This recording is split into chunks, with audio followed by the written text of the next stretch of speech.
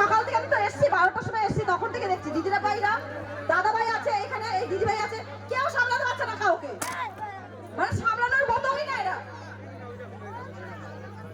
আর যারা ভিডিওটা কন্টিনিউ করেছে খাবারের ভিডিওটা, তারা ডিলিট করে দেবে, কেননা এই ভিডিওটা কিন্তু সবার মধ্যে হয়। তোমাদের বাড়িতে অনুষ্ঠান হলে তোমরা কিন্তু কন্টিনিউ কিন্তু ভালো কন্টেন্ট ইয়ে করতে পারো না, সবাইকে কিন্তু মানে খুশি রাখতে পারো না, কেউ না খেয়ে চলে যায় বা কেউ অভিমান করে চলে যায়, এটা কিন্তু হয়, ঠিক আছে।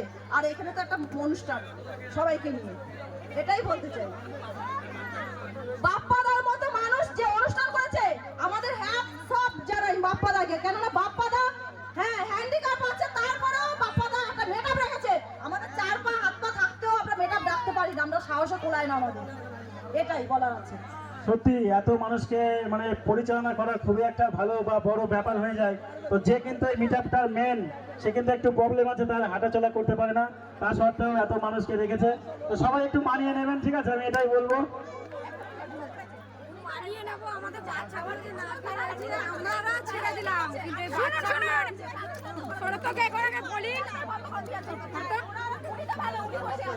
কেউ কিন্তু ডবল করে নিও না, ঠিক আছে, কারণ টিকিটের সিস্টেমটা গোলমাল তো হয়েছে।